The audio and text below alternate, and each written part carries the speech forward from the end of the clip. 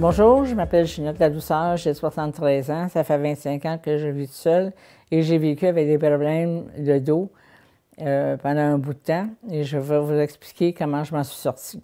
À l'âge de 64 ans, j'ai fait une chute et on m'a diagnostiqué avec un problème dans le bas de mon dos qui causait de la faiblesse dans mes jambes.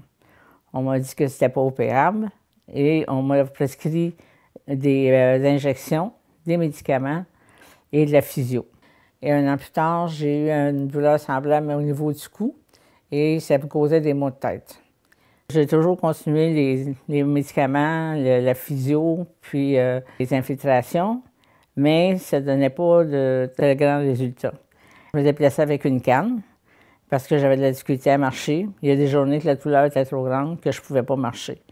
Donc, je m'absentais du travail souvent, ce qui a occasionné la perte de mon emploi et le début de mes problèmes financiers. J'avais des infiltrations à raison de 4 fois par année et j'avais aucun changement. Le contraire, c'est que ma situation se détériorait. Je perdais beaucoup de concentration, j'avais beaucoup de douleurs et j'étais de moins en moins fonctionnelle.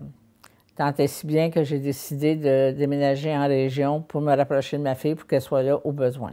5 ans après le début de mes douleurs, une fois rendue en région, j'ai découvert le programme AC, qui est Agir sur sa santé, qui se donnait dans les CLSC à ce moment-là.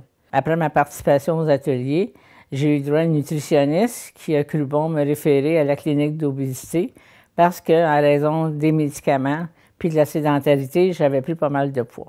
Quand je suis à la clinique d'obésité, là, j'ai rencontré une kinésiologue qui, elle, m'a parlé du programme PAS et programme PIED qui se donnait au centre communautaire. Le programme PAS, c'est le programme d'assistance pour la stabilité et le programme PIED, c'est le programme intégré d'équilibre dynamique et c'est pour les 65 ans et plus pour prévenir les chutes. Et ces exercices, ça m'a beaucoup aidé parce que à ce moment-là, j'ai pu devenir plus autonome. L'énergie est revenue, la concentration est revenue et j'étais plus solide. J'ai vu un gros changement, assez, pour que je puisse arrêter les infiltrations et la médication graduellement jusqu'à 0, mais toujours sous la supervision de mon médecin. Après ça, j'ai fait d'autres démarches. J'ai fait beaucoup de lectures, dont un livre de Marie-Josée Rivard qui s'appelle « De la souffrance jusqu'au mieux-être ». Il y avait une phrase qui me parlait beaucoup là-dedans qui disait « Accepter ne signifie pas résigner, mais c'est de rassembler toutes nos ressources pour apprendre à vivre avec la douleur. » Alors, c'est ce que j'ai fait, j'ai tout rassemblé mes ressources, j'ai cogné à des portes pour trouver des moyens de m'en sortir, puis plus reprendre de médication.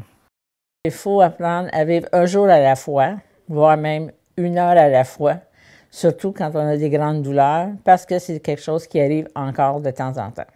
J'ai continué à manger mieux, à mieux régulariser mes repas, à continuer mes exercices. Aussi, ce que je fais, c'est que le matin, parce que après toute une nuit de sommeil, mon dos, mon système, il ne fonctionne pas tout le temps, donc je me reçois avec de la glace le matin.